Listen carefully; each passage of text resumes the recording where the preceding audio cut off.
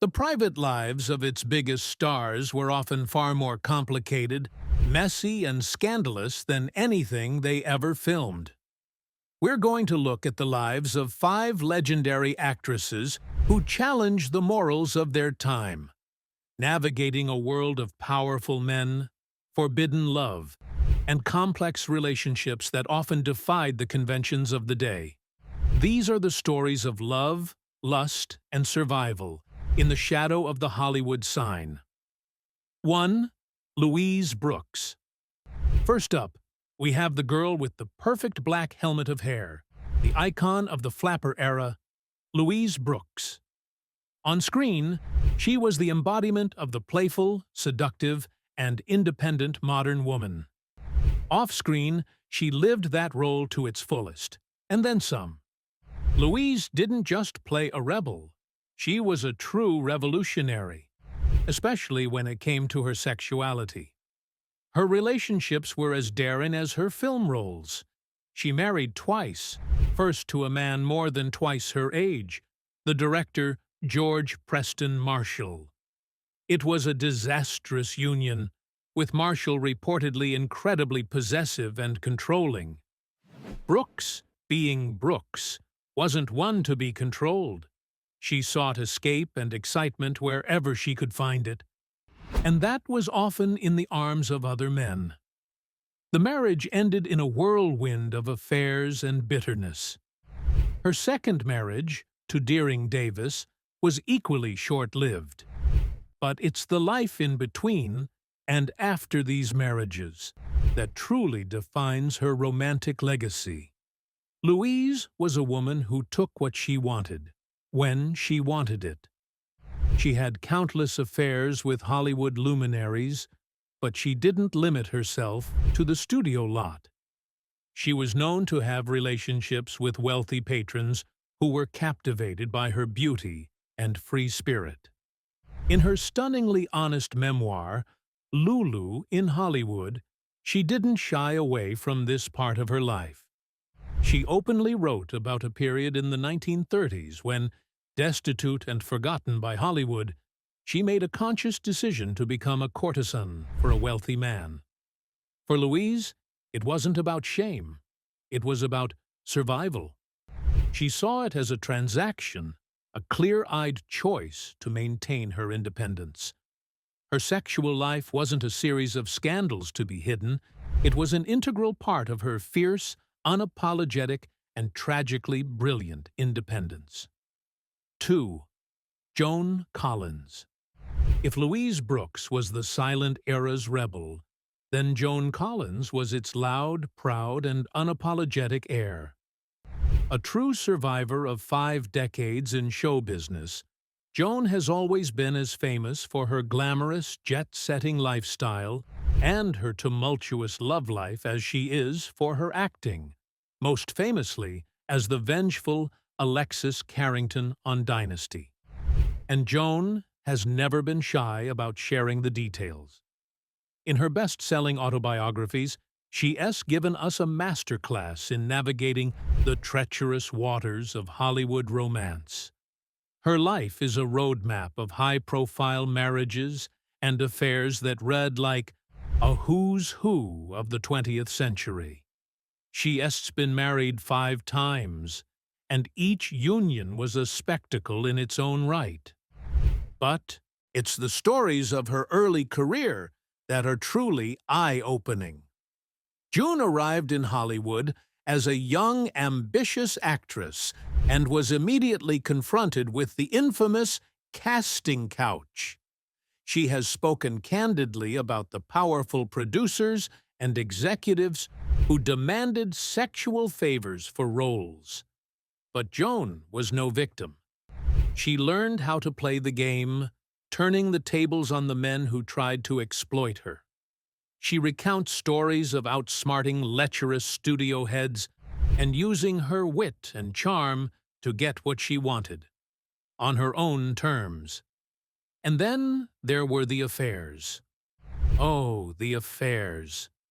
Her list of lovers is legendary, including a well-documented relationship with a young Warren Beatty, who she described as a beautiful but heartbreaking womanizer.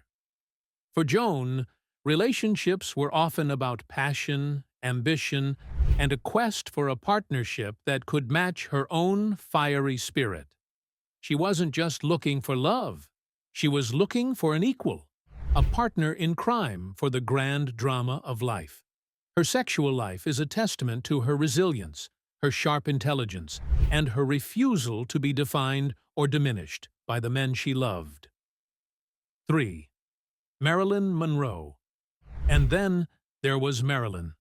Perhaps no other star in history is as synonymous with sexuality, desire, and tragic vulnerability as Marilyn Monroe. But the woman behind the myth, Norma Jean Mortensen, was on a lifelong, desperate search for the love and security she never had as a child. Her relationships were not just tabloid fodder. They were the central drama of her life. Marilyn's 3 marriages were a study in contrasts. Her first, to a young police officer named James Dougherty, was an attempt to escape the foster care system. Her second, to baseball legend Joe DiMaggio, was a passionate but possessive and volatile union that couldn't withstand the pressures of her fame. Her third, to the acclaimed playwright Arthur Miller, was an intellectual partnership that she desperately wanted to work, but ultimately crumbled under the weight of her insecurities and his emotional distance. But it's the relationships outside of marriage that have cemented her legend. Marilyn's sexual life was inextricably linked with her career. She was passed around powerful men like a piece of studio property, from the talent scout who discovered her to the head of the studio who owned her contract. She learned early on that her sexuality was her greatest asset and her most dangerous weapon. And then there were the Kennedys. Her alleged affairs with President John F. Kennedy and his brother, Robert F. Kennedy, are the stuff of political and Hollywood legend. While the full truth may never be known, what is clear is that Marilyn was drawn to powerful men, perhaps hoping they could provide the validation and protection she craved. Her relationships were a complex web of genuine affection, career calculation, and profound loneliness. She was the ultimate sex symbol, but in her private life, she was often just a little girl searching for a safe place to land. 4. Diana Dors. Across the pond, Britain had its own version of Marilyn Monroe, the voluptuous blonde bombshell Diana Dors. But where Marilyn was shrouded in a veil of vulnerability, Diana was all hard edges and a wink to the camera. She was marketed as the English Marilyn Monroe, but she was far more open about her love of men, money, and mischief. Dors's sexual life was a key part of her public persona. She wasn't trying to hide it. She was flaunting it. Before she was famous, she was a young, ambitious girl from a small town who knew what she had to offer. She was very open in interviews about her past, admitting that she had engaged in transactional relationships with older, wealthy men to get the money, clothes, and introductions she needed to jumpstart her career. She saw it as a practical, if somewhat cynical, way to get ahead in a world that offered few opportunities for women like her. Her marriages were just as dramatic. Her first husband, Dennis Hamilton, was a domineering and violent man who managed her career and her life with an iron fist. Their relationship was a toxic mix of passion, jealousy, and violence. Yet, she remained devoted to him until his death. After his passing, she married actor Richard Dawson, a relationship that was more stable but still marked by the ups and downs of fame. Throughout her life, Dors had numerous affairs, and she never pretended to be a faithful wife. Her sexual life was a performance, a rebellion, and a survival mechanism all at once. She was the original bad girl of British cinema, a woman who lived life on her own terms, broke all the rules, and did it all with a dazzling smile and a twinkle in her eye. 5. Ava Gardner. And finally, we come to Ava Gardner, a woman whose beauty was so breathtaking it could stop a clock, and whose love life was just as epic. With her smoldering eyes and feline grace, Ava was the ultimate femme fatale, both on screen and off. She was a force of nature, a woman who refused to be tamed by any man, not even the most powerful in Hollywood. Ava's romantic life is the stuff of legend. She was married 3 times, each to a titan of their field. First, to the pint-sized actor Mickey Rooney, a whirlwind marriage that she quickly ended, famously calling him a little midget with a big ego. Then came the brilliant but neurotic musician and bandleader Artie Shaw, a man she loved, but who treated her with intellectual condescension. Her most famous and tumultuous marriage was to the one and only chairman of the board, Frank Sinatra. Their relationship was a passionate, destructive, and all-consuming love affair that defined both of their lives. They fought, they cheated, they divorced, but they could never truly let each other go. But her marriages were only part of the story. Ava had a voracious appetite for life and for love. She had a long and complicated affair with the reclusive billionaire Howard Hughes, who showered her with gifts but could never possess her. She also had a famous affair with Spanish bullfighter Luis Miguel Dominguín, a relationship so passionate it inspired Hemingway. For Ava, monogamy was a foreign concept. She followed her heart and her desires wherever they led, from the streets of Madrid to the jungles of Africa, while filming Mogambo with Clark Gable, with whom she also had an affair. Her sexual life was an expression of her wild, untamable spirit. She was a woman who lived by her own rules, loved with her whole heart, and broke a few of them along the way.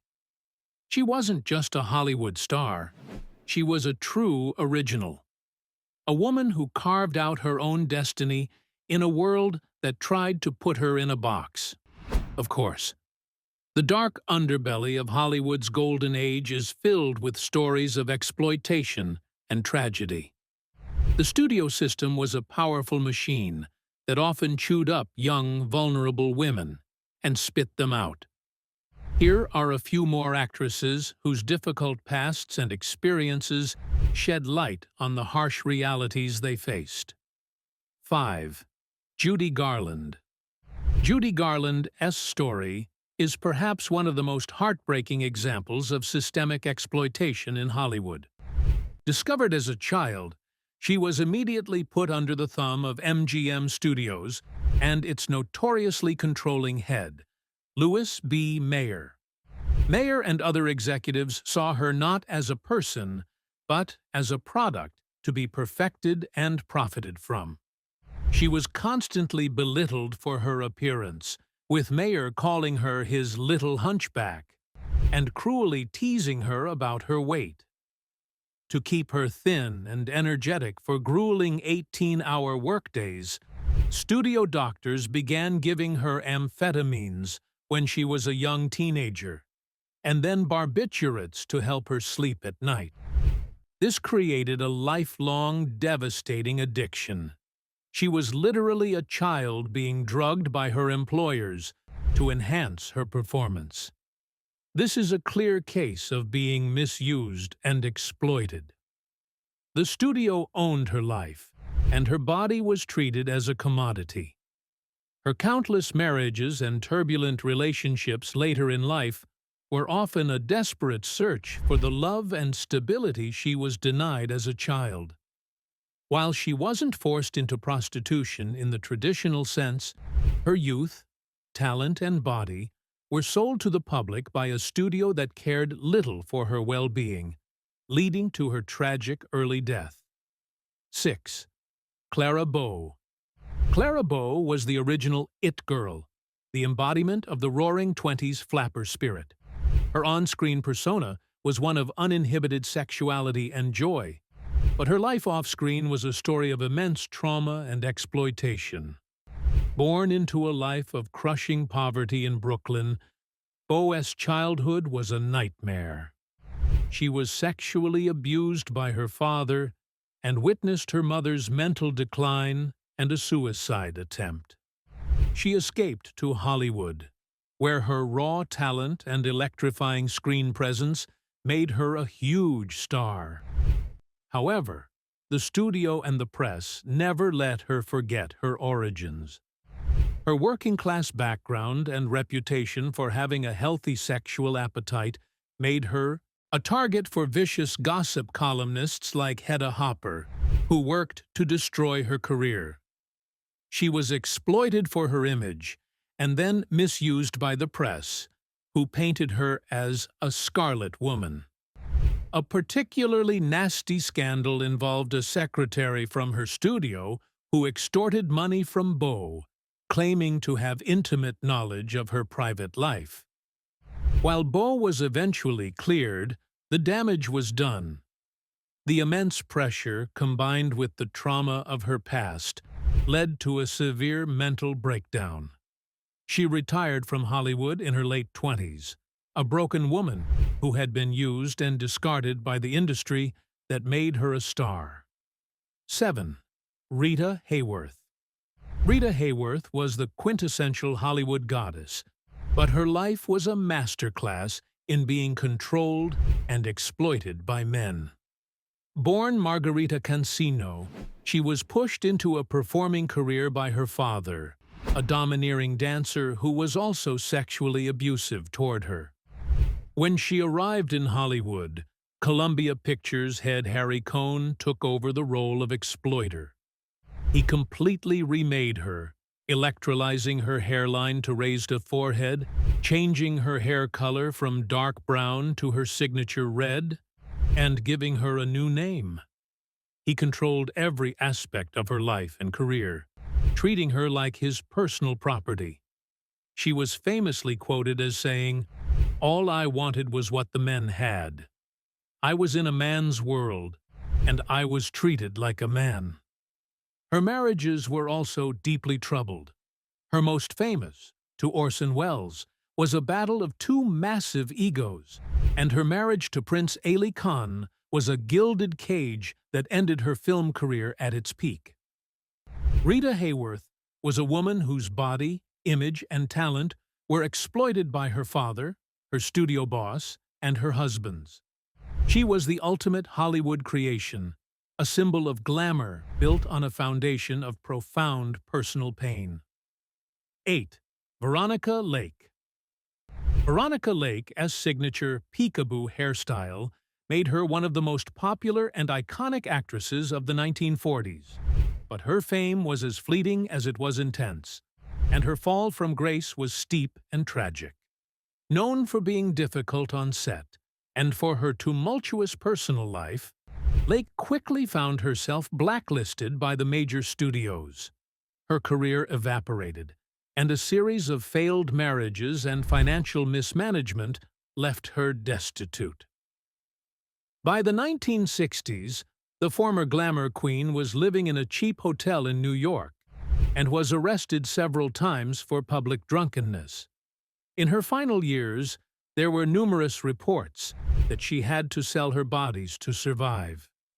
She was reportedly working as a bartender under a false name and occasionally engaging in survival sex with men who would give her money for food or a place to stay. Her story is a stark example of how quickly Hollywood could discard its stars, leaving them with no skills and no support system, forcing them into desperate situations just to live. She was found dead in 1973 from acute hepatitis, a lonely and forgotten figure whose tragic end was a world away from the glamorous life she once led.